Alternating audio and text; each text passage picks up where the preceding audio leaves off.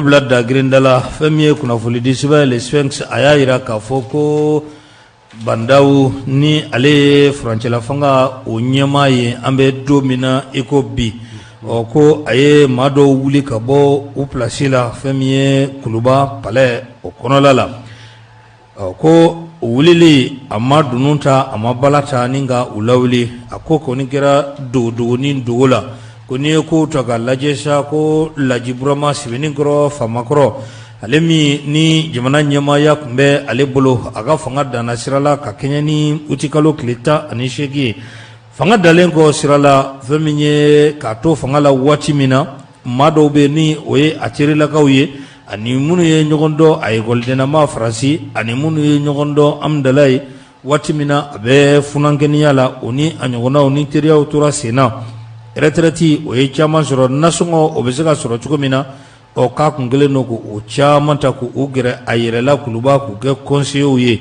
o conseiller ya sababu la sa fɛn min ye kalo la u kun b'u ka nafolo ko o cɛ o ka dɔw yɛrɛ bɛ olu kɔni u kun bɛ ten biro t'u bolo u bɛ to taa ni ka segin na ten nka fɛn min ye kalo sara ye u kun b'a cɛ ko bandaw a nana nin bɛɛ lajɛlen na wuli ko maa minnu bɔra u nɔ yɛrɛ la k'a ma dɔɔninba ko o ye buguninkaw ka belebele ye makura ka cɛkɔrɔba mɔgɔtigi Blaise c'est Blaise Blaise Sangare ils ont enlevé de sa place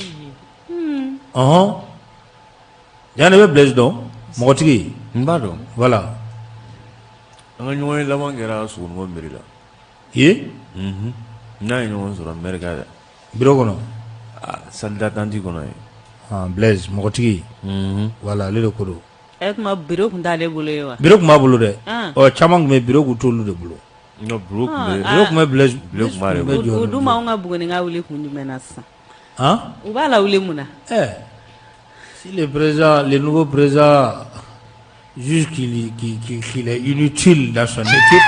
Mas il ne faut pas trop parler. Non, mais s'il était utile, la peut-être Nanaya. Il n'est pas inutile. Aïe, il était utile, mais pour le nouveau président, il n'est pas inutile.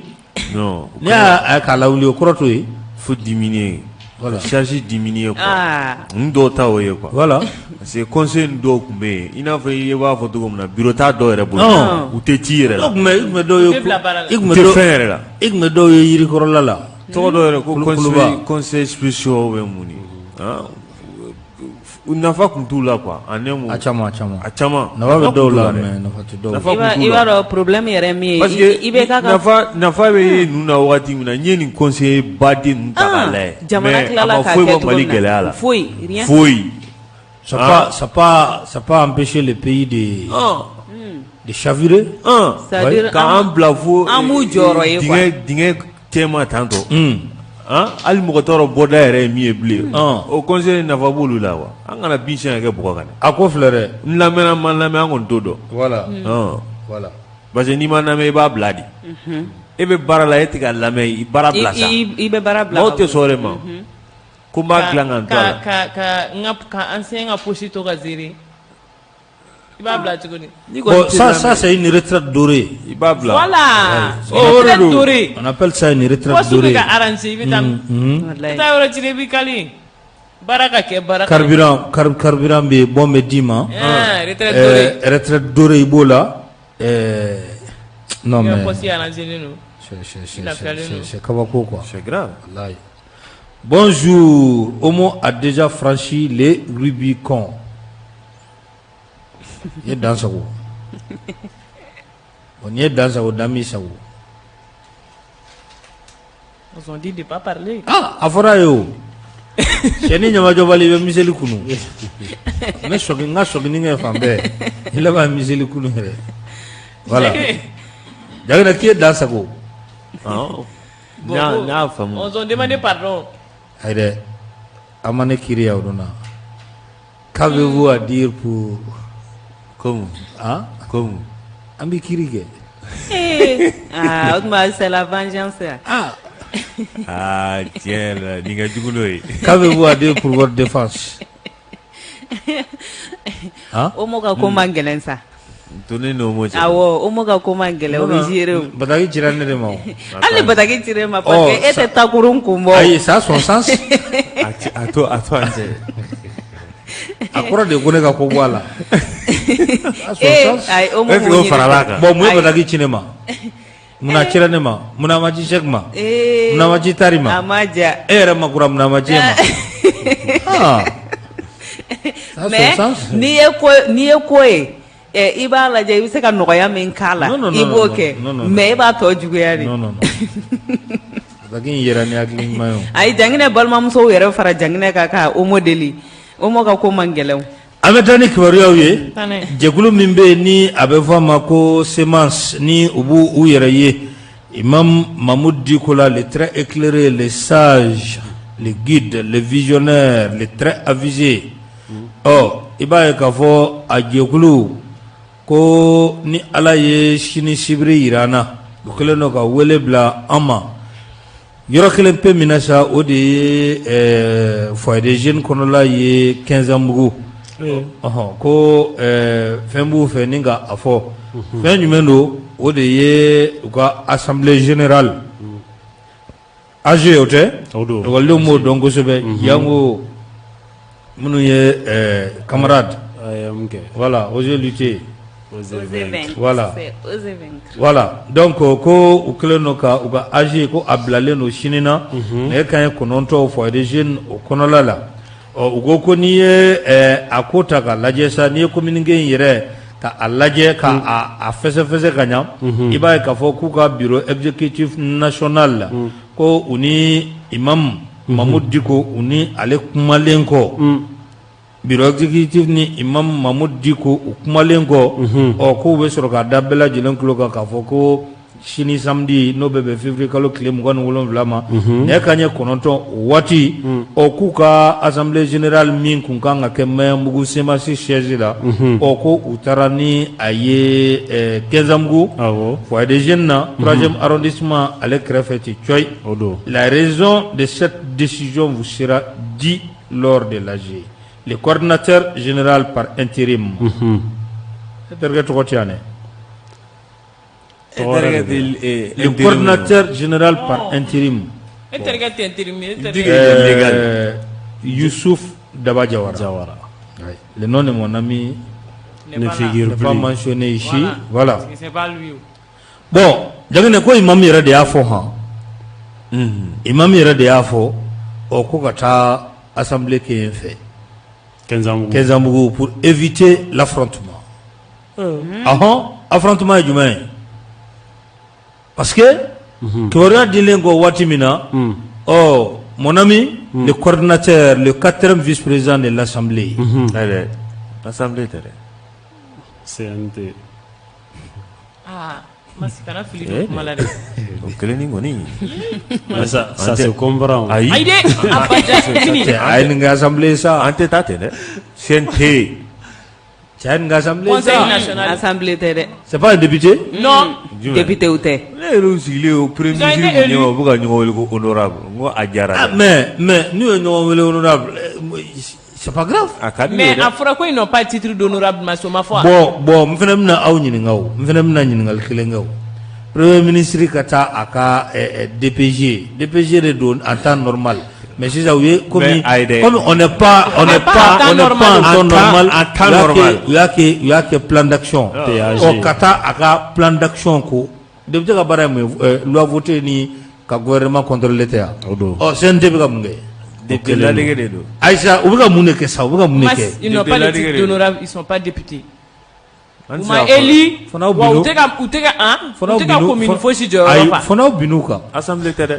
assemblée fana aw bin'u kan Ayi, Masi. assemblée tɛ. député normal u ka baara ye ka sariya voter Awɔ.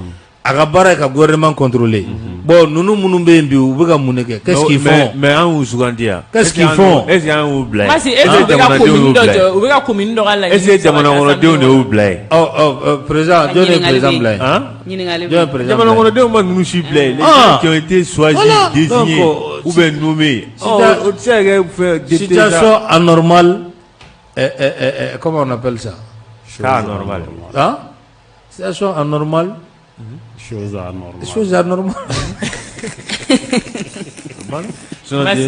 Non, mais Eli, ils ont été nommés. Ah, mais différence, mais député Mbarake. Aïssa Mati. Non.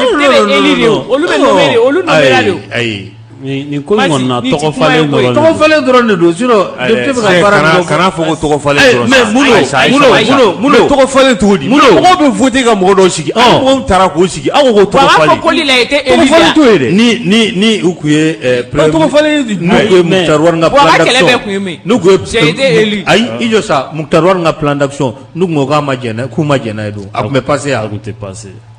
A kun tɛ passer kɛ.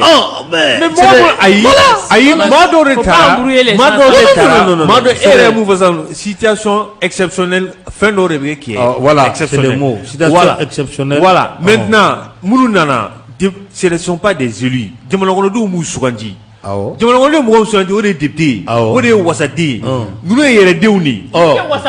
min bɛ ka kɛ o min bɛ ka kɛ o. Ninnu ye yɛrɛdenw de ye o. député kun bɛ ka baara min kɛ o député kun bɛ ka baara min kɛ o cogo kelen kɛ. U k'o de kɛ o. Ayi Mas ne bɛna min ɲininkali kɛ e la. Ne de bɛ ɲininkali kɛ dɛ.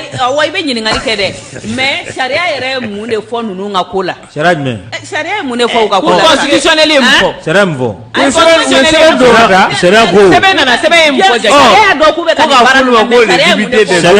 Sariya ko yɛrɛ k'a fɔ k'o tɛ se ka fɔ. Pourquoi k'a tɛ se ka fɔ. Awɔ sa mais sariya ko. Mas kana an da ja sa. Sariya ko. On sait qu'il y a des amis là-bas. Aïssa, différence mun ni député o cɛ sa Aïssa différence mun ni député o cɛ a y'a fɔ sa. Mais ne y'o fɔ député ye mɔgɔ ye mɔgɔw kala ta mɔgɔ min ye k'a suganti. Député ka baara ye mun ye. O ye député de ye. Député ka baara ye mun ye. Député ka baara ye ka sariyaw ta. Ka gouvernement ka baaraw ka contrôler. O ye député ka baara ye. Ninnu ka baara ye mun ye. Mais ninnu ka baara. Ninnu ka baara ye mun ye. Ayi mais ne ye mun dɔ fɔ. Ninnu ka baara ye mun ye. Mais ninnu ka baara maa ma ninnu suganti. Aïssa ninnu ka baara ye mun ye. Maa dɔ yɛrɛ ta k'u cogo maaw da la. Awɔ sa. Ninnu ka baara ye. K'u cogo maaw da la Burama. Ninnu ka baara ye mun ye. U ka baara ye mun ye. Ninnu ka baara. Ninnu ka mɔgɔ yɛrɛ tɛ ninnu ka baara ye. Parce que ni tɛmɛ fɛn dɔ tɛmɛna fɛn mun yɛrɛ mɔgɔ yɛrɛ tɛ fɛn mun yɛrɛ kɔnɔko yɛrɛ bɛɛ dɔn. Ninnu ka baara c'est de contrôler le gouvernement et voter les lois. Député ka baara ye mun ye. C'est la même chose. Masi député ka baara ni député kun don a kun tɛ tɛmɛ. Ni député kun don a kun tɛ tɛmɛ. Jumɛn. Nin baara in. I y'a bɛɛ de tiɲɛ i de la premier ministre kana ka DPG présenter assemblée la député ɲɛkɔrɔ k'a ma mais depuis Mali donna démocratie la a ma deli ka kɛ. Masi a bɛ e lamɛn sa. Masi n bɛ fɛ ka fɛn dɔ de f'i ye quoi. An bɛ cɛmancɛ fanga an b'o wagati de kɔnɔ député kɔrɔ minnu bɔra olu bɛ yen élection kun tɛ se ka kɛ cogo se k'a fɔ k'u bɛ tila ka mɔgɔ wɛrɛ sigi donc ninnu ɲinina de k'u bila u bɛ se ka o jɔyɔrɔw fa.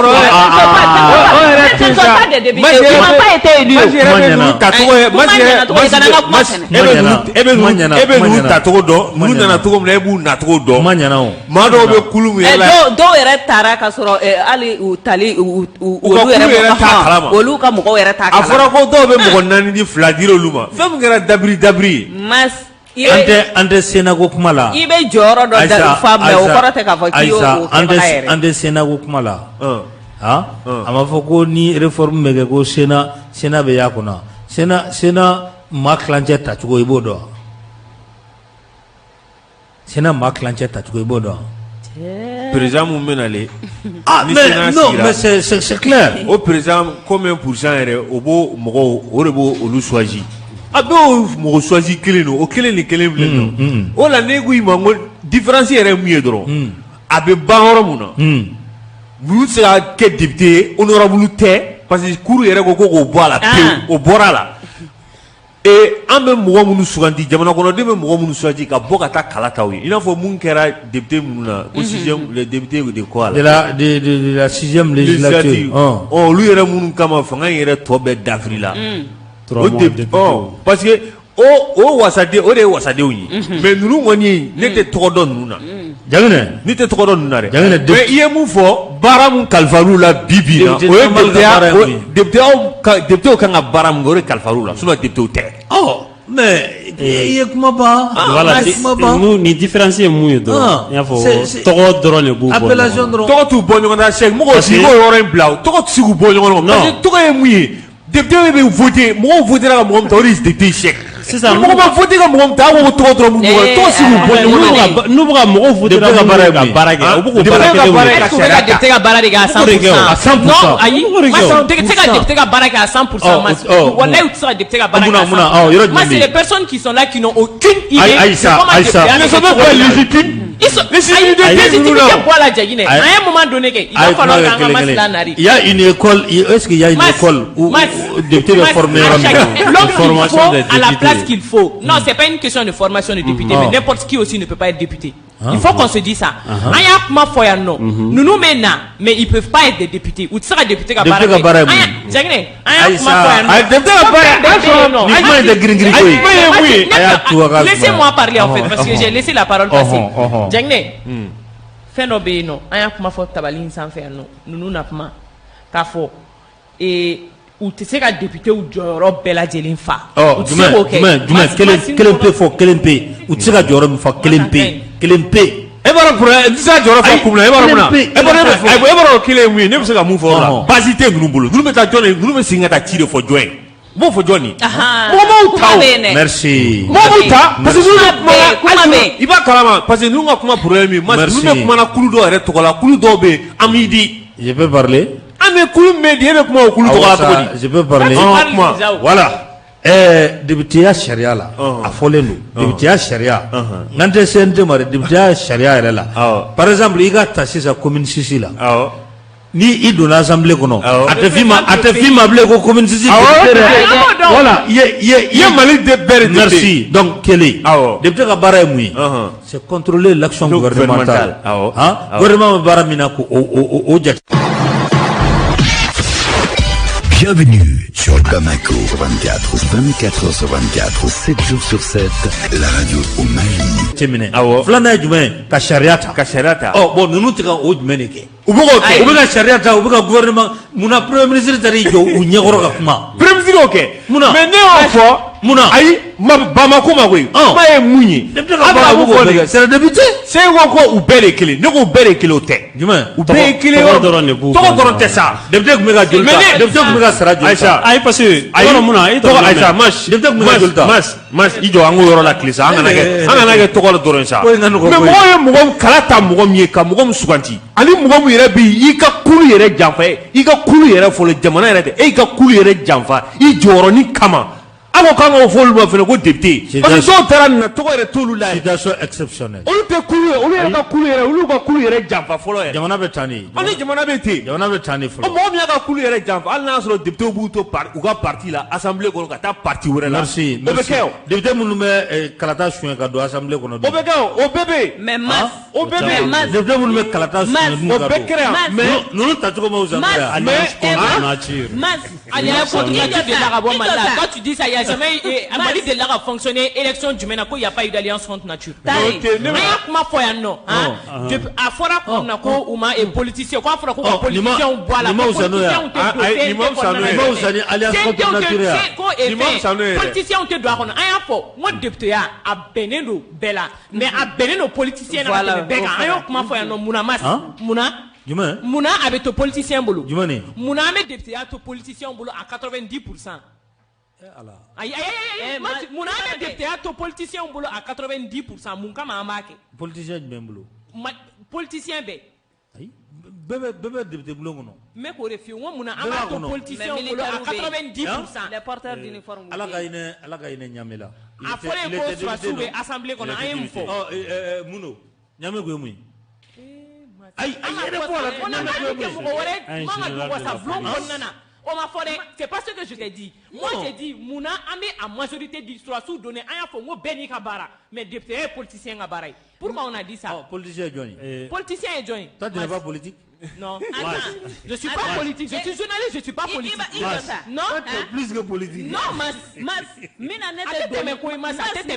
on va pas laisser passer ça. Ni charia est min fɔ charia ni charia kun tɛ y'a titre di ma ne kun bɛ tugu an mais charia yɛrɛ ko k'a titre tɛ d'u ma donc an bɛ to charia de kɔ ni charia mais cour constitutionnelle y'a bɛɛ o ye n t'a dɔn n b'a fɔ cogo min na e ta in ne ka détail ye ne tɛ o kɔnɔ o ye ka ko dɔ dɔrɔn ka ko dɔ mamu c'est député ka baara ye charia voté ninnu bɛ ka charia voté mais député ka baara ye sisan action gouvernementale ko contrôler ninnu bɛ k'o kɛ an ka député kelen-kelen i jɔ an ka député kelen-kelen tun bɛ joli ta 1 500 000 ninnu bɛ ka joli ta y a quelle différence différence jumɛn b'u cɛ différence mun bɛ yen sisan véhiculé différence mun bɛ yen sisan ils sont véhiculés ils sont véhiculés awɔ bɛɛ bɛ kɛ sa o bɛɛ bɛ kɛ o parce que ni mɔgɔ nana fɛn kunna i tɛ fɛn mun dɔn i bɛ sɔn ko bɛɛ ma député ya école tɛ dɛ ayi non ayisa ne ka tɛ député ma sa pas une école en forme moi je de ne parle pas k'a fɔ ko député ya école ne kan to ma voilà, ne kan bɛ mun ma i b'a dɔn jamana bɛ bolo mun kan minnu nana jamana ta u ye jamana ta bolo mun kan u ma miiri o bolo de la kunun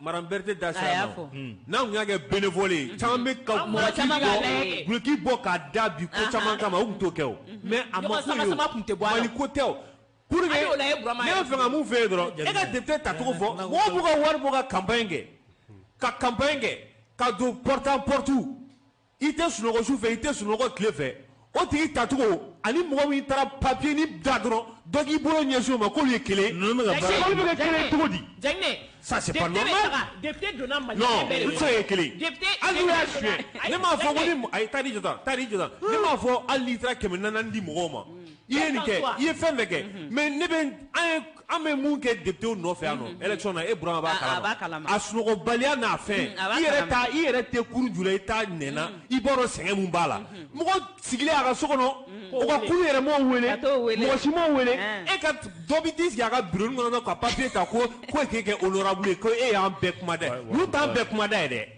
c'est un honorable i bɛ kuma jamanakɔnɔden bɛɛ tɔgɔ la i n'a fɔ Burama ye min fɔ même si tu es élu en commune 6 i bɛ kuma bɛɛ tɔgɔ la Sikaso bɛɛ voilà mais mɔgɔ mun bɛ yen mɔgɔ kelen mɔgɔ kuturunin kelen ou bien mɔgɔ fila ni dɔrɔn ou bien mɔgɔ wɔɔrɔ dɔw yɛrɛ ɲumanna ka taa mɔgɔw ta k'olu sigi jamana kɔnɔ k'olu bɛ kuma bɛɛ tɔgɔ la olu tɛ ka kuma an bɛɛ tɔgɔ la Burama c'est pas bon tu as fini awɔ ne tilala merci Jaginɛ ayi Masi i fana tilala ne b'a fɔ ko Ayisa Masi tɛ se ka anw girin ka anw ladon da dɔ fɛ an tɛ don da fɛ dɛ jamais ça c'est pas possible Masi hali n'a jɛlen na an tɛ don ayi ayi fɛn dɔ bɛ yen an b'a fɔ fɛn min bɛ kɛ Mali la an b'a fɔ hali n'a sɔrɔ corruption de bɛ député la don wasabulon kɔnɔ wasaden de don o ye kelen a bɛ taa jɔn corrompu tu as fini a bɛ taa jɔn corrompu donc député bɛ na a bɛ don wasabulon kɔnɔna na a bɛ don Mali bɛɛ de mais a bɛ segin ka taa compte rendu kɛ a taara commune min na a bɛ segin ka taa compte rendu kɛ olu ye n'i m'a ta u ka dabada ma i tɛ segin ka don wasabulon kɔnɔ tu as fini awɔ Masi merci député de tɛ bi député tɛ sini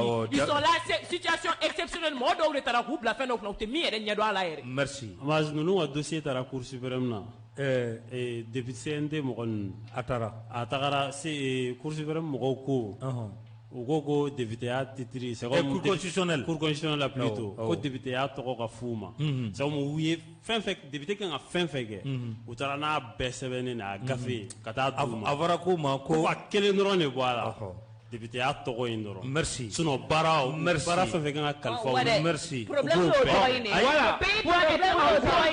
de voilà parce que olu tɛ don Cheikh ne ye kuma min fɔ o ŋɛɲɛ ma foyi faamu a la parce que député an y'o de f'i ɲɛna a fɔra ko k'a fɔ ma des jours o de fɔra o de tɛ se ka fɔ député tɛ ne ko sisan nɔ problème ye min ye a ye kuma min fɔ an m'aw sɔsɔ nin si la on n'a pas dit k'a fɔ u tɛ ka député rôle jouer o mɔgɔ si m'a fɔ yan ne m'a mɛn plateau in kan an saba la yan nɔ an minnu bɛ k'a fɔ n ko ce ne sont pas des honorables an saba la ko dɔgɔw ko u tɛ ka député rôle jouer an m'o fɔ dɛ an ko de ye député aw kan bɛ ma des honorables dɛ a fɔra ko de tɛ f'u ma wa o baara in fɛnɛ dɛ u tɛ se k'o kɛ parce que u tɛ se k'o kɛ cogo di base tɛ ninnu bolo k'u bɛ segin ka taa ci fɔ base min tu as fini awɔ tu as fini sinon e ka cɛ bafotigi y'an wele yan Cissé Dramé la ka taa ka restitution kan ye o kɛra yan nɔ Musa mun filɛ nin ye commune 4 la o delila ka mɔgɔw wele ka taa restitution kɛ a ka base la ninnu bɛ taa restitution kɛ jɔn de ye tu as fini wa ne tilala merci fo n'i sigi ka conférence de presse kɛ dɛ i tilala merci ɔrɔ a y'a ta fɔ sisan ma kuma voilà député a ka baara ye mun ye député ka baara ayi Ayisa a y'a ta fɔ ma kuma voilà député ka baara fɛn fila don ka gouvernement jateminɛ a ka baara la kelen Flana ka sariyaw ta CNT ka baara ye jumɛn ye ka gouvernement jateminɛ ka baara la ka sariyaw ta député minnu bɛ an ka daminɛ Malik Diaw la ale tɛ a ɲɛmaaya Malik Diaw fɔra jɔn kɔ Musa Temine Musa Temine tun bɛ fɛn o fɛn sɔrɔ Malik Diaw bɛ k'o bɛɛ de sɔrɔ an b'a fɔ ko tɛ tiɲɛ koyi an ma fɔ ko tɛ tiɲɛ a t'a fɔ makuma sa a t'a fɔ makuma Malik Diaw bɛ ka Musa Temine tun bɛ fɛn o fɛn sɔrɔ sara prime mobili essence a tun bɛ ka fɛn o fɛn sɔrɔ logement tous les avantages a avantage bɛɛ lajɛlen a bɛɛ bɛ Malik Diaw bolo a bɛɛ u ko k'ale Musa Temine kun ka taa so min kɔnɔ k'aw ko yen ka d'a ye n'a ma sɔsɔli kɛ nin si la o différence bɛ min an ma sɔn min fɛ différence ye mun ye différence bɛ min Aïcha différence ye mun ye ne ye différence fɛ yen koyi ne ye différence fɛ yen sisan différence ye mun ye différence ye mun ye makila député minnu tun bɛ yen Musa Temine ka waati la n'a y'u diya u bɛ gouvernement ministre wele k'u lajɔ k'u ɲininka u dala kan na ninnu minnu filɛ yen hali kunu ye dɔ wele u ye dɔ wele n'a ka di a kelen o kelen u b'i wele k'i ɲininka i dala kan na o b'o kɛ premier ministre taara ka plan d'action ka taa a présenter u la premier ministre ma t'o kɛ yan maintenant premier ministre laban tun ye jɔn ye bon docteur Boubou ale m'a kɛ ale ma DPG kɛ mais ale fɔra min kɔ o y'a kɛ o taara i jɔ député ɲɛkɔrɔ après u bɛ question orale k'a la n'a y'o jaabi n'a y'u diya u b'a latɛmɛ n'a m'u diya u bɛ motion kɛ a tɛ tɛmɛ o se fana bɛ ninnu ye quelle est la différence bon sisan ne bɛ ɲininka Makura jɔ tan ne bɛ ɲininka sisan quelle est la différence parce que don min na Tombouctou ni Gao quelle est la différence ka taa se Menaka je pense que je crois olu minnu bɔra ka marché k'olu u t'u yɛrɛ nin CNT kɔnɔ k'u ka mɔgɔ t'a kɔnɔ donc u b'olu fana représenter diyagoya la diyagoya minnu b'a fɔ k'olu représenter len t'a kɔnɔ Tombouctou marché kɛra yen nɔ Gao a kɛra yen nɔ k'a fɔ ko CNT mun filɛ nin k'u tɛ yɛrɛ yɛrɛ u ka mɔgɔ t'a n'an tɛ situation normale la sa bon ne tɛ situation normale la o la ne ko sisan nɔ on n'est pas dans une situation normale kɛ n'u yɛrɛ fana ye mɔgɔ anormaliw de ye il faut accepter que c'est des personnes anormales parce que c'est une situation anormale ne bɛ ka mun fɔ sisan nɔ u tɛ se yen kuma ye min ye c'est des personnes e filɛ e bɛ député dɔ député bɛ na yan nɔ député nana yan nɔ élection mun kɛra yɛrɛ ni a élection n'a fɔra k'a man ɲi e ma se mɔgɔw ta plateau la yan ne Janginɛ ye mɔgɔw ta Makura ye mɔgɔw ta Tari ye mɔgɔw ta o ma kɛ yan des gens qui ont des ambitions pour leur commune mais ninnu nana u tɛ fɛn dɔn député ya baara la Aïcha Tari jɔ sa Tari député école tɛ sa ayi Tari sabali sa école tɛ mas i jɔ sa mas ne bɛnalen Tari jɔ awɔ mais Tari jɔ an ka kuma Makura an ye mɔgɔ minnu ta yan nɔ Baba Najo a équipe dɔ bɔra a nɔfɛ yan ka yala hakilila Mari a ma kɛ ɲɔgɔntoba mun bɛ yan nɔ ani gɛlɛya mun bɛ Marfa ani polisiw patiri minnu bɛ kɛ commune kɔnɔ a ka commune kɔnɔ a bɛ se ka fɛɛrɛ jumɛn sɔrɔ a la ani kalanko mais ninnu jɔlen nana o fɔ an ɲɛna yan nɔ k'u bɛna nin de kɛ mais fɛn tɛ mɔgɔ minnu bolo je te réponds e bɛ ka ɲina Nelly est Makla, il ça. Quelqu'un qui a été élu et quelqu'un qui a été désigné. Masoul, c'est quel est ça? Un seul mot. Et il m'a de la député. Aïe. Avec ce qu'a fait ma honorable. Oh, Amazon, aïe, mais, c'est le français.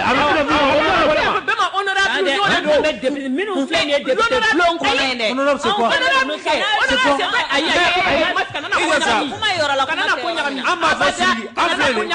Si on rentre dans le français, on dit les honorables députés. Honorable député a été fauté ne b'a faamu les honorables députés n'a ne ja ne bɛ wele honorable Janginɛ Aïcha an b'a fɔ Sidiki Kuyate ma ko honorable n'a ne ja ne bɛ wele honorable Janginɛ mas kana taa fɔ yɔrɔ si Janginɛ mas kana taa minnu filɛ nin ye CNT kɔnɔ an kan b'olu de ma an kan tɛ mɔgɔ wɛrɛ ma an kan bɛ minnu filɛ CNT kɔnɔ dɛ an kan b'olu de ma olu de tɛ wele fɛ député a bɛ fɔ mas ma ko député ya n'a ye ja ne wele honorable Mas honorable Fio a bɛ fɔ Mas ma ko député ya honorable Mas a bɛ fɔ Mas ma ko député a bɛ se ka fɔ ma ko honorable Mas mais a bɛ se ka fɔ ma ko honorable député honorable Mas a bɛ se ka fɔ ma honorable Mas voilà mais a bɛ se ka fɔ honorable député les honorables députés les honorables députés Premier ministre ka plan d'action na a ma fa ayi u bɛ ka f'u yɛrɛ ma ko honorable ko ne sigilen télé kɔrɔ ne tulo b'a la n bɛ ka yɛlɛ de quoi où est le problème mɔgɔ min b'i wasi constitutionnel ye kuma ban où est le problème sariya yɛrɛ min fa an tɛ bali u k'a fɔ ɲɔgɔn ma quoi an tɛ se k'u bali u k'a fɔ ɲɔgɔn ma mais ce ne sont pas des honorables ne bɛ fɛ Mas ka ne jaabi quoi e ko k'u bɛ loi voter honorable Macron ne sɔnna ma dɛ n'u yɛrɛ bɛ décision ne ta ne tɛ CNT kɔnɔna na awɔ mais an de ko n k'a tɛ fɔ olu ko dɛdɛ a tɛ fɔ olu à partir d'aujourd'hui ne bɛ wele honorable Macron o bɛ tɛmɛ ça c'est le français c'est un homme de respect o bɛ tɛmɛ o ye bonya ye o ye bonya ka ɲɛsin ma mais a tɛ fɔ ko honorable député ma fɔ o tɛ fɔ député an b'o de kuma a tɛ fɔ ko honorable député ma o tɛ fɔ Macron député ya mais c'est ce qu'on a dit honorable c'est pas des députés non Mas c'est pas des députés je suis désolé i ko k'u bɛ loi voter i ko ko u bɛ gouvernement ka baarakɛtaw jateminɛ o tuma député ka baara limitelen don o de la dɔ wɛrɛ fɔ ayi e de k'o fɔ ayi dɔ wɛrɛ fɔ député ka ayi mais o de tɛ se ka baara mun wɛrɛ de ka baara o de ka sariya ta ani ka gouvernement ka baara ko jateminɛ o de ye député ka baara ye a fɔra ko député bɛ segin ka taa contrat kɛ mɔgɔ min ye ninnu b'o kɛ ne de bɛ Mas bɛ fɛ k'o yɔrɔ in de bɔ ko kɔnɔ quoi ka mun kɛ u bɛ taa restitution min kɛ Makɔrɔ k'an b'o yɔrɔ de bɔ u bɛ t'o kɛ min Mali la député joli tun b'o kɛ la valeur totale la valeur totale ya ka taa wo kɔnɔ wo min tɛ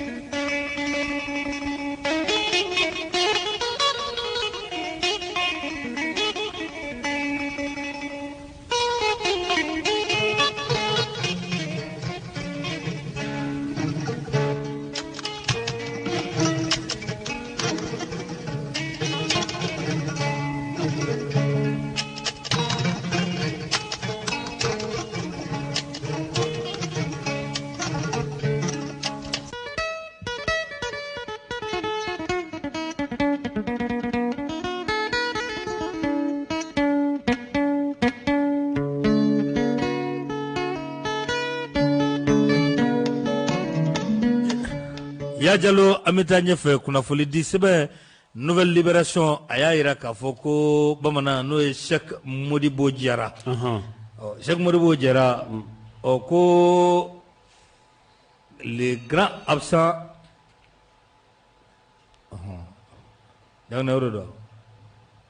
les grands absents de la scène politique les grands absents merci o de kuma fɔra kunnafoni di sɛbɛn a y'a jira k'a fɔ ko kabini san 2018 o kalataw bɔra la ni Cheikh Modibo Diarra ni a ye jɔyɔrɔ 4nan sɔrɔ o kɛnɛ kan kosɛbɛ k'a daminɛ o don na fo ka n'a bila fo Lajiburama Sɛbɛninkɔrɔ Famakɔrɔ Ibrahim Boubacar Keita ale ka fanga a bɛ sugu fo ka taa a dafiri Cheikh Modibo Diarra ko an m'a ye scène politique o sanfɛla la a bɛ tɔn min na ni o ye RPDM ko Cheikh Modibo Diarra yɛrɛ dɔɔnin don ni a ka tɔn ye ale yɛrɛ dɔɔnin don ni a ka tɔn ye ko n'i ye ko ta k'a lajɛ ko candidat caman bɛ yen san 2018 candidat kɔrɔw kalata bannen kɔ k'u ye wulikajɔ kɛ n'i ye faso jama wulilen ko ko la ko a waati k'i tun bɛ o candidat kɔrɔw i b'o olu ye o la ko nka ko Cheikh Modibo Diarra ko an m'a ye o kelen na ko a ka politiki ko o bɛ dan élection o waati la ni élection banna politiki kuma ko a bɛ jɔ ni élection surunyara ko a bɛ tila ka wuli ni ka don maaw kan a ye voté n ye ko k'a sɔrɔ waati min na a tun kan ka ye fasodenw faso jama olu ɲɛkɔrɔ u mago b'a la waati min na ko a ma ye o waati ko ga ko kalata kuma fɔlen sisan ko Sheikh Modibo Jara ko a bɛ ka ye kunnafoni di sɛbɛn yɛrɛ taara ɲɛfɛ ko a ka morikɛ ko o na kɛ ka a fɔ a ye ko fanga bɛ sɔrɔ tan ni anw ka jamana kɔnɔ k'i tɛ sa n'i ma jamana ɲɛmaaya ko o kɛ morikɛ y'o fɔ a ye k'o de kama sa ko a kan ka se yɔrɔ minnu na a ti ka se a ko ne sigilen do ten k'a fɔ ko ale ka faamaya ko a bi nalen morikɛ ka kuma don morikɛ ka kuma don an y'a bɔ Nouvelle Libération kɔnɔ on parle a ye dɔ kɛ kuma la o an ka taa ɲɛfɛ ayi an kana taa ɲɛfɛ ne bɛ fɛ k'a dɔn a fɔra ko il est absent sur la scène politique Nouvelle Libération ko fasodenw bɔra wagati min na k'a ma bɔ u nɔfɛ k'o tun y'a bɔ kuma ye mais est-ce que o fasoden tun bɛ Mali bɛɛ représenter wa est-ce que toi tu fais allusion M5 ko tɛ dɛ ayi dɛ M5 ko tɛ dɛ fasodenw bɔra kuma min na anciens bɔra ka grève kɛ yan fasodenw bɔra kuma min na k'a ma bɔ il y a eu les anciens ça c'est une cause noble c'est une cause juste e ko kuma tɛ ko ne ka kuma kuma b'i bolo n t'a fɛ i ka singulariser k'a da M5 ko de la non ka singulariser tɛ o si pour moi n'i bɛ bɔ fɛn na o ka sɔrɔ tu te retrouves en ces personnes là si tu te retrouves pas en ces personnes tu n'es pas obligé de sortir parce que tu dois juste sortir bɔli fana kana kɛ n bɛ bɔ parce que jama bɔra yen n bɛ bɔ ou bien pour moi n'i bɛ bɔ bɔ kun ka k'i la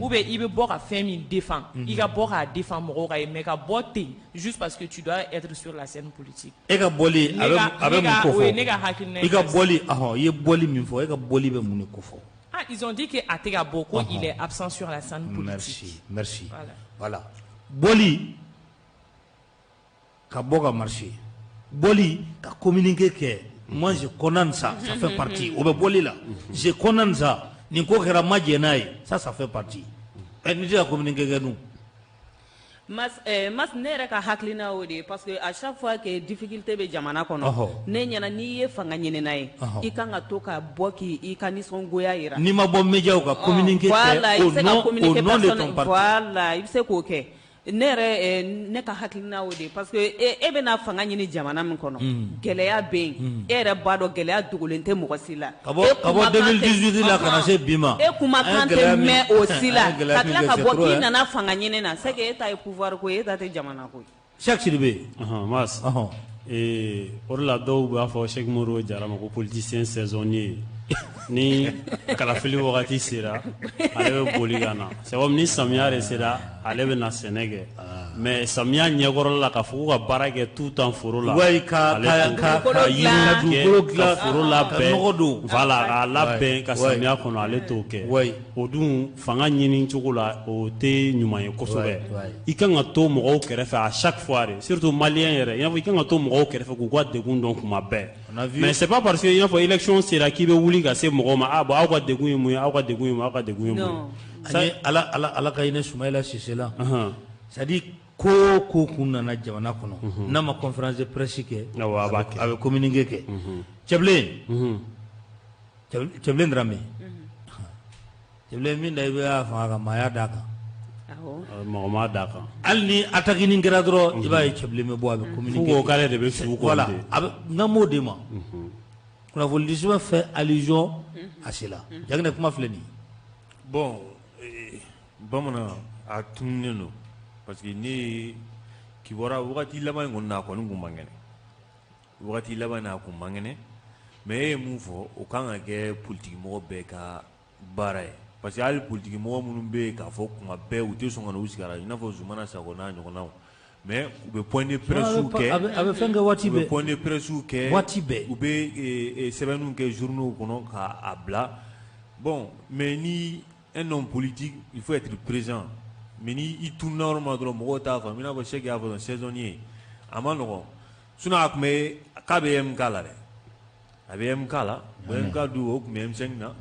hali don min na o y'an wele MK mɔgɔw y'an wele Jakinɛ sabali sa mais lamɛn kɛ mais n'i ye lamɛn i den kɔnɔ ka tila MK mɔgɔw y'an wele don min na k'a kun kan ka na an taara o don fɛnɛ a ma se ka na a kɛra dɛ sinon o y'an wele ne yɛrɛ taara la MK mɔgɔw jabala la Jakinɛ politique yɛrɛ kɔrɔ bamanankan na politique kɔrɔ bamanankan na politique politique bara ko tigi fɛrɛ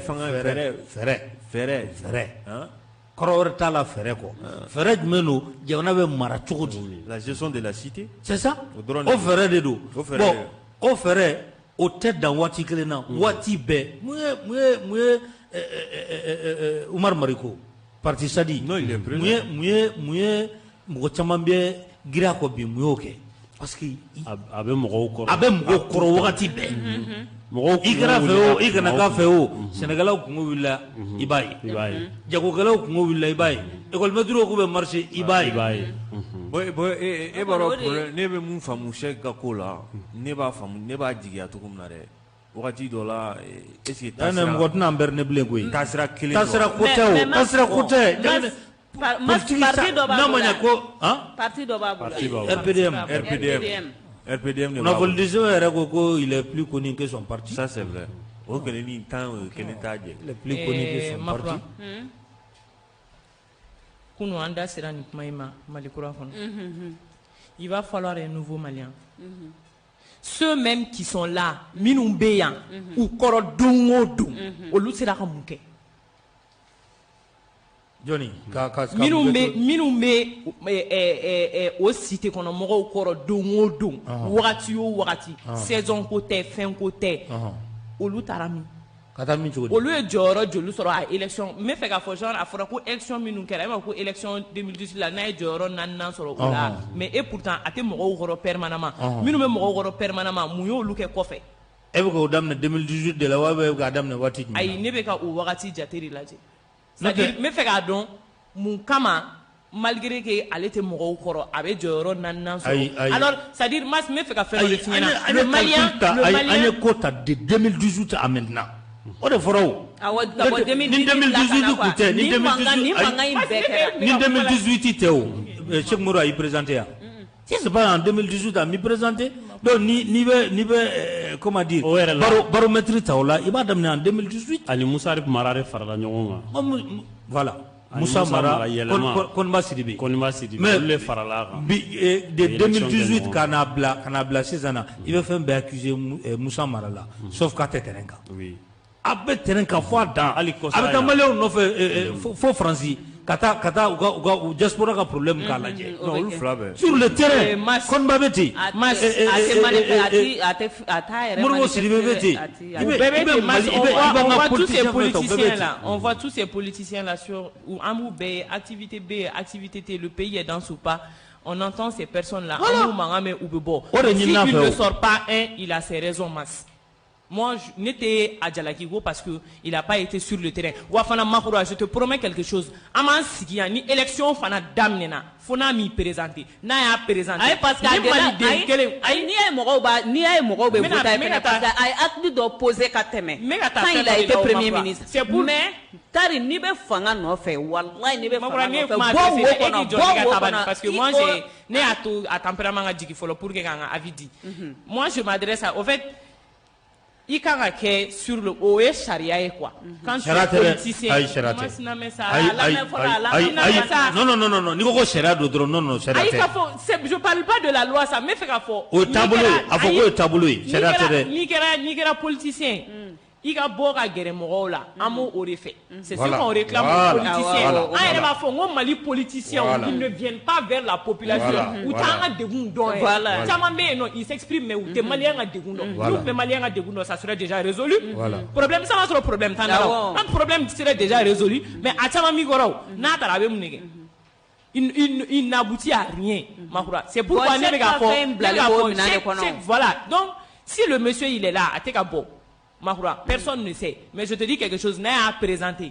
Depuis 2018, depuis 2018, il est pas présent sur la scène politique. Sur la scène politique. Mais élection, Makoura, avec Yanako, Aminu Mega en plaigne, Kafoko, un politicien ou Tegerana. C'est nous, ces mêmes personnes-là encore, qui va aller voter encore pour cette personne-là.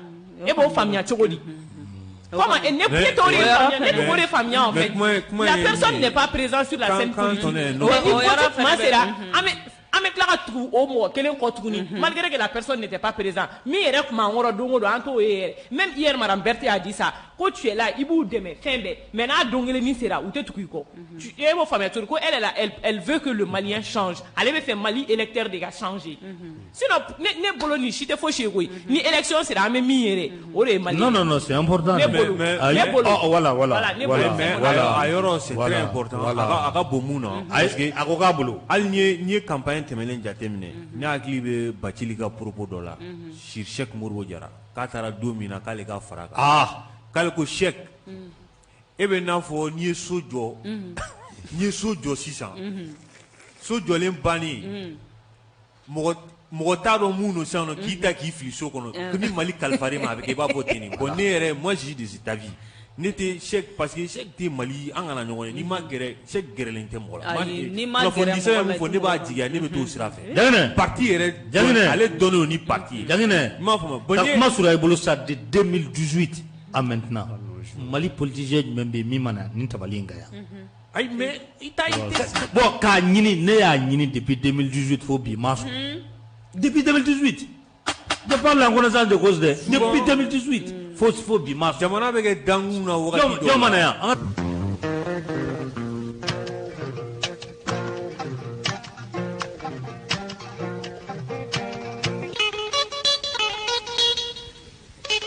Babu ametana ye nantarani babu ye kunafuli disibɛ a ye a yira kɛrɛnkɛrɛnnenya la nouvelle libération ko cogo di k'a fɔ autre temps autre réalité Jarasuba s'est fait tout petit au CNT s'est fait tout petit Jarasuba s'est fait tout petit au CNT Jarasuba n'i y'a ta k'a lajɛ Laji Burama Ibrahim Boubacar Keita waati min na ale bɛ fanga la fanga kalifalen don a la don tɛ wele donna a don kofɔlen kama Jarasuba maakolo girin don fɛn min ye RPM o kɔnɔla la Jarasuba maakolo girin kun don Assemblée nationale o kɔnɔla la sabula caisse tɛ wariko bɛɛ lajɛlen jala tun bɛ tigɛ ale de fɛ maakolo girin don n'i y'a ta k'a lajɛ kunnafoni di sɛbɛn y'a jira k'a fɔ ko fɛn min ye premier ministre a ye tɛmɛli min kɛ CNT o kɔnɔla la n bɛ n'a fɔ sisan ko Assemblée nationale CNT o kɔnɔla la a ye tɛmɛli min kɛ yen a ye Jarasuba k'ale ma sɔn ka a tɔgɔ sɛbɛn maa minnu kan ka question poser premier ministre ko Jarasuba k'a ma sɔn ka a tɔgɔ sɛbɛn a sigilen tora ten a ye premier ministre lamɛn Attention, nous vous informons que nous sommes en rediffusion, de cette émission. Abunumeka Jemukami Lame 600, Ameka Segi Akande, Nankoma rediffusion. Aniche Akalamelula. Radio Bamako 24. lamɛli bannen kɔ o kɛra juma tɛnɛ maaw nana ɲɔgɔn sɔrɔ CNT kɔnɔla la Jarasuba ale tɔgɔ o ma sɛbɛn babu nana se yɔrɔ dɔ la babu a nana se yɔrɔ dɔ la Jarasuba ko a ye kuma ɲini ko a bɛ fɛ ka kuma Malik Diaw ko pas inscrit pas de parole ko pas inscrit pas de parole ni tɔgɔ ma sɛbɛn ko kuma ko a tɛ d'i ma kunnafoni di sɛbɛn ko don tɛ wele donna ko ni an tun bɛ kunun wo la ka paraɲa kelen kɛ dɔrɔn ka taa kunun assemblée la k'i b'a ye k'a fɔ Jarasuba maakolo girin min don ko k'a fɔ a ma ko pas de parole ko o tun kɛli bɛ gɛlɛya ko nka ko Malik Diaw kɔni ye sariya ko o latilen n'a ye ni tɔgɔ ma sɛbɛn k'i tɛ kuma jɔn bɛ fɛ ka kuma n'o tɔgɔ sɛbɛnnen don aw la yan qui parle? Magoura, tu veux parler? Non, je ne veux pas parler. Tu es inscrite? Non. Diagne, tu parles? Non, comment Bertrand Bolona? Ni tɔgɔ ma sɛbɛn n'o de assemblée u ka CNT sariya ye ko kuma t'i bolo siɲɛ wɛrɛ a b'a tɔgɔ sɛbɛn kɛ. T'as rien en parler? Il m'a fait go député ou doigt. Hein? Il m'a fait go député ou doigt. Diagne, ni me kɛ wasablon kɔnɔ. Hein? Ni me kɛ wasablon. A bɛ kɛ ni yɛrɛ de ye wasablon sariya ye. Ni tɔgɔ ma sɛbɛn i tɛ kuma. Ayi n'u ka sariya don. Ayi wasablon yɛrɛ de sariya ye nin. CNT sariya ye c'est bien. Ayi CNT yɛrɛ tɛ dɛ nin ye assemblée yɛrɛ sariya i tɔgɔ ma sɛbɛn i tɛ kuma. Mais ce que je veux savoir, o tuma Jarasuba mɔgɔ y'a empêché k'a tɔgɔ sɛbɛn de wa ou bien. Merci ɲininkali in ka ɲi. ni ɲininkali kɛ mɔgɔ ma empêché a ko k'a t'a tɔgɔ sɛbɛn mun na ni kuma nege t'i la dun i b'a dɔn l'appétit vient en mangeant hein voilà kuma dɔw la kuma nege b'i k'i la i b'a sɔrɔ a daminɛ mas a kɛlen bɛ sɔrɔ k'a funu a la bon ayi a ma funu mais il a jugé nécessaire qu'il manque mais Babou nana se yɔrɔ dɔ la kuma ji bɛ ka timiya il a voulu intervenir mais c'était trop tard k'a fɔra ko pas inscrit pas de temps de parole mais a tun t'o dɔn mɔgɔ t'o dɔn ka tɛmɛ mɔgɔ min yɛrɛ min bɛ ka kuma di ka kuma minɛ Dirasuba b'a dɔn ka tɛmɛ o kan k'a fɔ voilà donc les raisons c'est lui voilà donc assemblée CNT Yadialo même chose an ka taa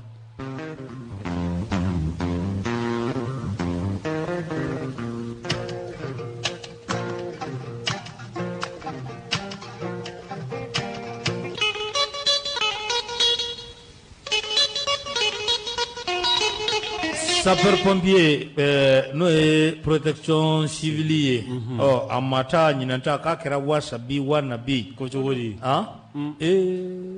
cɛ ko fɛn bɔra a la fɛn min ni u kun kɛlen don ka maaw dolo la ko ɲinanta a ye fɔ min ma ko fiasco k'a kɛra o ye ala kana mɛn wagati k'a kɛra o ye fiasco sugu jumɛn merci fiasco sugu jumɛn i b'a ye k'a fɔ ko maa dɔw bɛ yen tellement que u ka bon hali u tɛ s'u yɛrɛ kɔrɔ k'olu taara les obèses ko des surpoids des surpoids olu taara ko maa dɔw fana bɛ yen ko bana b'u la bana minnu n'a bɛ yɛlɛma des maladies contagieuses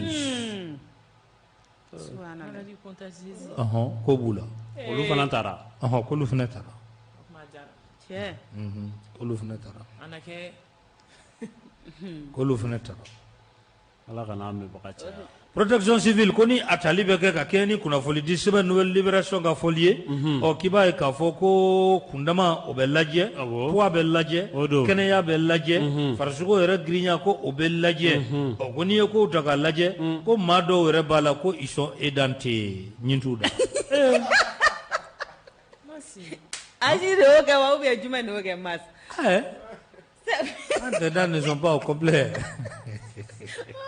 ko dɔw fana b'a la ko cigarette ani taba ko kɛlen don k'olu ɲin fin masa o tuma o bɛɛ bɛ jate minɛ yan ɲin bɛɛ bɛ jate minɛ yan pourquoi pas k'a lajɛ ni ɲin dafalen don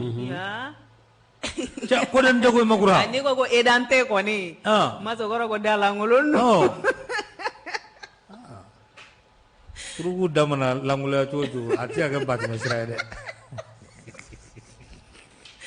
o tɛ tiɲɛ o ye tiɲɛ wa n'i ye fɛn fɛn fana ye suruku nɔfɛ dibi la a bɛɛ y'a de ye cigarette mana ɲin fin yɔrɔ yɔrɔ donc u ka t'u poumons fana vérifier merci kunnafoni di sɛbɛn y'a jira k'a fɔ ko dɔw bɛ yen ko olu kundama ko a tɛ bɛrɛ bɔ k'a tɛ mètre 1 ni centimètre 55 bɔ tiɲɛna ni baba i yɛrɛ mana nin kɛra fiasco nin ye fiasco ye ça c'est le fiasco o kɔrɔ ko ɲin t'i da masi o kɔrɔ ko Musa Mariku ka jan n'olu ye dɛ oui là c'est sérieux là c'est sérieux normal bɛ Musa la c'est sérieux ça te tɛmɛ médecin ka nin ka ne ma kula ça c'est du fiasco ça c'est du fiasco o kuma visite contre visite mɔgɔw ko n'i bɛ ta poids kan ka kɛ kilo 90 ye mais ko mɔgɔ dɔw b'a la ayi kilo 90 i bonyaninba i kana tɛmɛ o kan mais ko dɔw b'a la ko ils ont 107 kilos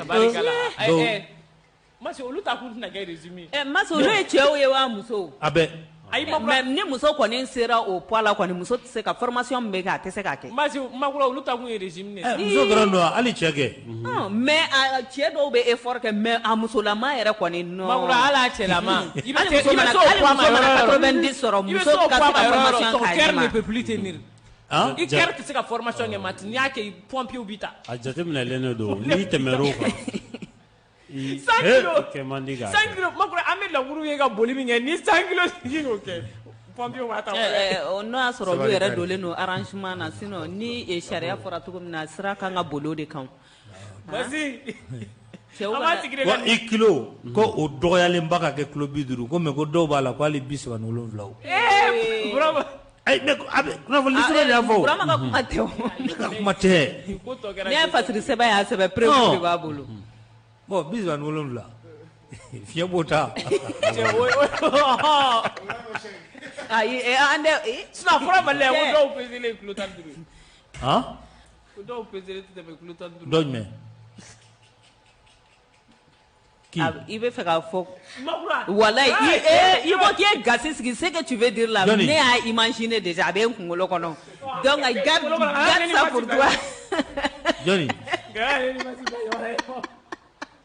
45 de fɔra sinon 15 ka dɔgɔ Johnny kilo ayi ma sɔn continue ma sɔn continue n terikɛ bɛ Tunisie voilà a bɛ cɛkɔrɔba kɔrɔ an bɛ diɲɛ ka dugawu kɛ ala k'a nɔgɔya masiri magaji Ala ka nɔgɔya k'a ye ya rabbi k'a n'a ka cɛkɔrɔba ɲuman segin ya rabbi a yirala k'a fɔ ko dɔgɔtɔrɔw minnu kan ka nin baara kɛ visite ni contre visite k'olu y'u ka baara kɛ a kɛcogo la ko olu minnu bɛ u y'a ye k'a fɔ minnu bɛ ni olu tɛ critères olu rempli ko olu kɔni ye a yira k'a bila sɛbɛn kɔnɔ k'a di visite jaabi la k'a fɔ ko tiɲɛ yɛrɛ la ko ninnu tɛ critères rempli kunnafoni di sɛbɛn y'a yira ko boloden kɔni k'a bɛ si maa min na k'o de ye sapeur pompier a directeur ye min bɛ an bɛ don min na i ko bi ko a yɛrɛ y'a ye sa k'a fɔ ko yɛrɛ kɛcogo man ɲa maa minnu bɛ yen ni ils étaient aptes minnu tun bɛ yen k'a fɔ ko tiɲɛ yɛrɛ la olu bɛ se ka a formation in kɛ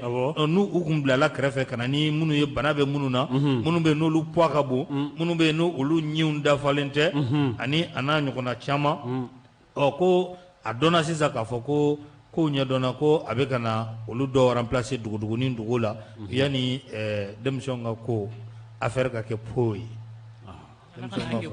denmisɛnw b'a fɔ ten a kɛra po ye ka ban c'est à dire que n'i bɛ baara kɛ a kɛ tilennenya kɔnɔ quoi somɔgɔ ko ninnu ka bɔ a la n'u tɛ critère dafa dɔrɔn somɔgɔ ko ninnu ka bɔ a la sa n'i ye porteur d'uniforme dɔw yɛrɛ fɛ poids sugu dɔ b'u la non i t'a dɔn u bɛ se ka baara kɛ cogo min. kunnafoni di sɛbɛn le Sphinx a y'a yira k'a fɔ ko Maliki Kulibali Kiri Maliki ko a bɛna kɛ cɛbɔ ye président sigi natɔ la aw tile kun o tɛ bali mɔgɔ aw tile kun ayi a n'a mankan a n'a ka kan c'est pas un malien jamanaden don voilà donc ko fɛn bɛɛ lajɛlen kɔni y'a yira k'a fɔ ko a bɛna k'a ye ko o de kama ko a bɛ ka wulikajɔ kɛ an bɛ don min na i ko bi a bɛ fɔ maa minnu ma ko les faiseurs de roi k'a bɛ ka don olu ka dɔɔni ko olu ka dugawu k'o sɔrɔ bénédiction tɔgɔ fɔ kɛra ɲɔrɔn sirifukɛ ale tɔgɔ fɔra ko Maliki mago bɛ o ka dugawu la Imam Mahmud Diko ka mago bɛ o ka dugawu la fo ka taa se Bangoni belebele ma Sherif Usman Madani Aidara Zamzamiyu k'a mago bɛ o fana ka dugawu la. C'est eux les faiseurs de roi. Bon, c'est eux qui bénissent les futurs rois. N'olu dugawu k'i ye a ka ca Ala fɛ u ka dugawu bɛ minɛ u ka ca Ala fɛ u ka dugawu bɛ minɛ ko filɛ nin tu parles Tari tu parles i dun ka kuma dɛ bon mas i b'a dɔn n bɛna ne kulela fɛn in na parce que Maliki filɛ nin Maliki bɛ baara min na bɛɛ b'a kalama a bɛ sariya boli a sira kan mais mas n'i kɛra président ye kuma dɔ la hali ni i bɛ ko k'a ɲɛma mas n'i sera sanfɛla in na an t'a dɔn min kɔni bɛ yen dɛ tu changes de comportement. Non, c'est l'eau c'est l'eau de Kuluba. C'est l'eau de Kuluba quand tu bois rien tu oublies. A ji de don. Donc o de y'a to ne kulela a ka côté in na quoi parce que an mago bɛ nin mɔgɔ sugu ninnu dɔw la jamana kɔnɔ quoi nka a ka kan k'a ɲini nka changement de bɛ kɛ yɔrɔ in na ye mɛnɛ. Tu vas voter pour lui? Qui? Malik. Cɛw ne bɛ n ta ɲɛɲini fɔlɔ n t'a fɔ n ko n bɛ voter. Ala k'a diya Ala k'a diya Amadu Aya Sanogo k'a ka procès ka a bilala mars kalo tile 11 na ni Ala y'a yira an na sa Ala ka kiri ka a tigɛ cogo la ka tigɛ a tigɛ cogo la Mohamed Ali Bacili ale de b'an bolo dimanche su Mohamed Ali Bacili ale b'an bolo dimanche su bon dimanche tilegan sa Janginɛ Sam Samabali Docteur Gino Comment ça va? Moi, on zone. Peace chronique. Voilà. Et t'as tout l'outa. Moi, on zone. On va voir assez? Non. Non. Non, tout fort. C'est que me claque à violer antenne quoi. Voilà. Musique a fait, mais ni toi ça va. Gay a phoné kaba. Aïe.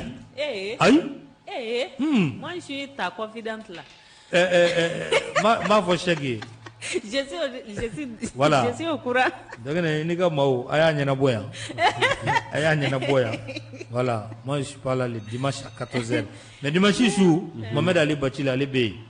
Amena nyini nga fen chamana. Oh, wa zo tulu ibla. Tulu me. On va se retrouver quand on blague. Tulu me. Ka kila ka boisson mi nga kono bara ta digérer. Wa zo tulu ibla. Quel Tulu? Tulu de mariage? Voilà. Ne avait mariage de Mouloua. Je ne sais pas. Mais j'ai deviné. Angata. Ya, ita labla.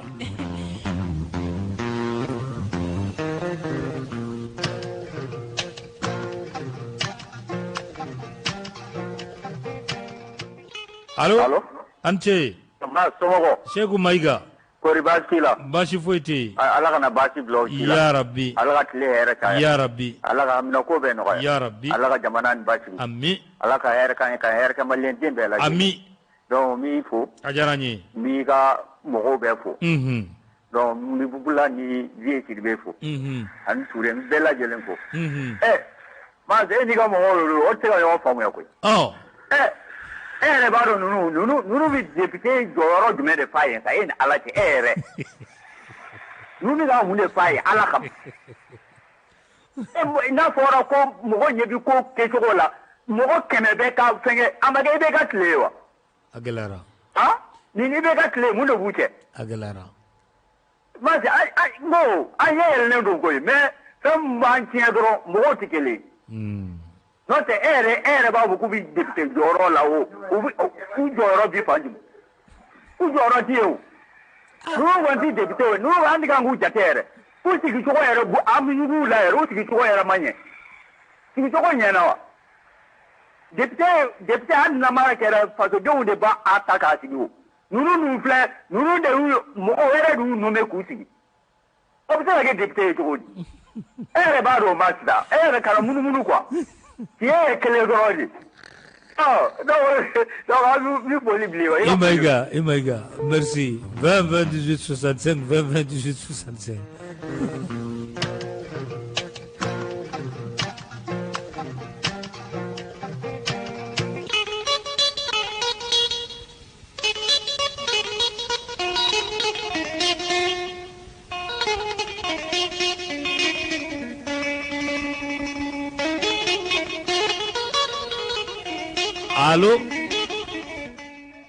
Allô? An sɔgɔma. Allô, an sɔgɔma.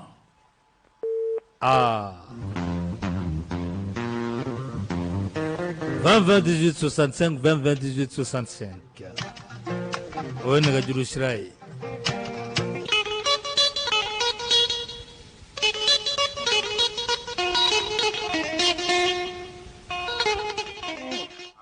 An ce. Somaw bɛ di Catalan.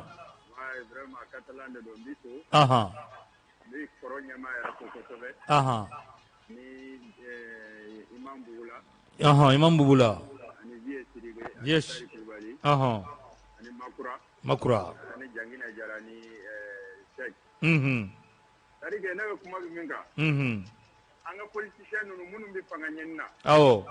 Gɛlɛya min bɛ an minnu tɛ se ka tila kɛ dɔrɔmɛ sera ka mun de ɲɛɲini jamanadenw ye pour que nɔgɔya ka kɛ sogow ani buru ani an ka dunfɛn quoi sunkalo bɛ ka se o bɛ ka ɲɛɲini jumɛn de kɛ pour que nɔgɔya ka se ka don jamanadenw ye. O ɲininkali ka ye dɛ. N'i y'a mɛn i bɛna jamana mara jamanadenw de b'a kɔnɔ o.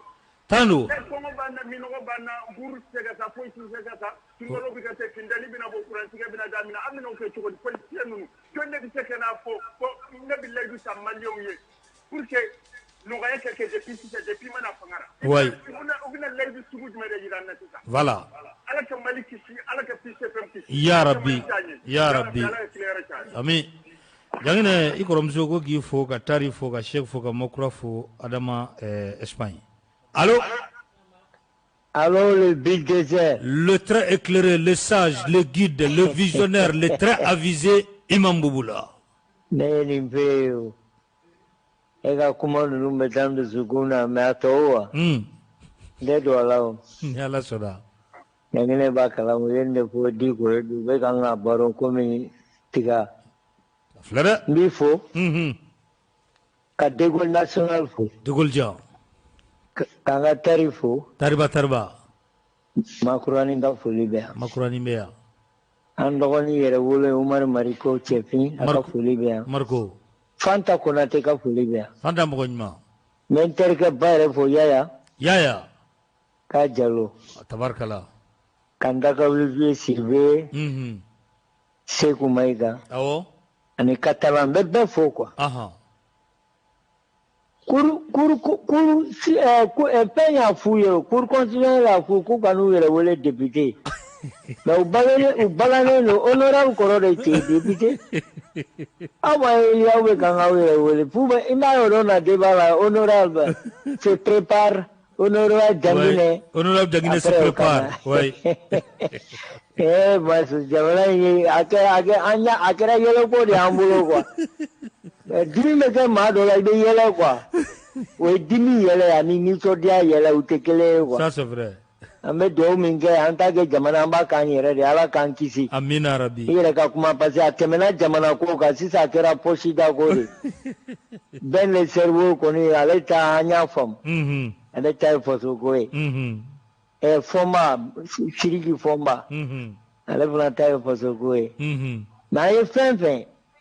Mais mas nterige mas ne ba be kinyiringa minu tume kanga kele ku ka umanye election na awo ku ye jamana balan ne olu kele ne fle ya assemblée ko be tege chila nyoko mulu be kanga yele nyoko mbe wallahi do ba ira ka fo on te ko kalama quoi aflere awa na fle egi sigi ema wo fo te digela e ka tana nda wo fo lido kala merci la voilà ya anta ajoya wewe kelenda allo oui allo ante ma isa damele sira ko wala katana idamele wala ne ko se ka semuru do ko ne ko be ko ro ida ko atara ale tara ok anta ablaya voilà dagene ko gifo ka tarifo ka makura fo ka Sheikh Sidibe fo adama Diallo kuti Sheikh Sidibe kuma filɛ nin an bɛ adama fo mas k'a fɔ ko ala ka juma wɛrɛ yira an na ya rabbi ala ka an bɛɛ lajɛlen lakana ya rabbi merci tarba an bɛ tanti adam an b'a fo an b'an ka tɔngɔnna kɛ bɛɛ lajɛlen fo a kelen tɔgɔ la burama fɛn fɛn kun sɔgɔlen don an na bi kunnafoni min tun b'an bolo ka da u tulo kan maliko la o de ye nin ye bi ye juma ye o tuma an bɛ dugawu kɛ halisa ala ka maliyɛn bɛɛ bɛn kelen ma jamana in ala k'a basigi ya rabbi ko dibi dun bɛ yen bi mas mbe an lamɛnbaga cɛman ni musoman bɛɛ lajɛlen fo mali kɔnɔ fo mali kɔ kan k'an ka foli bɛ adama Diallo yɛrɛ ye mas n bɛ Cheikh Traoré fo Sedim Sall a n'a ka baarakɛla bɛɛ lajɛlen Cheikh Jankute awɔ ka fulakɛ ɲalen fo Bayiba Cheikh Jankute Cheikh Janko don bon munna e t'a fɔ Cheikh Sidibe ma ko tɔnɔ Cheikh wa tɔnɔ Cheikh voilà awɔ Manyana ka bin tane da kɔnɔ ne fulakɛ ɲalen fo Bayiba mairie du district kɔnɔna na ka Gayin Jakite fo ala ka tile yɛrɛ d'an bɛɛ lajɛlen ya rabbi Jangne burama ka bɛɛ fo maa ma kun sɔgɔlen b'an na k'u bɛɛ lajɛlen ni baraji ala ka juma wɛrɛ yira an na ya rabbi an bɛ bɛɛ fo a banna nabi tɛ fo nabi ba ɲagalen no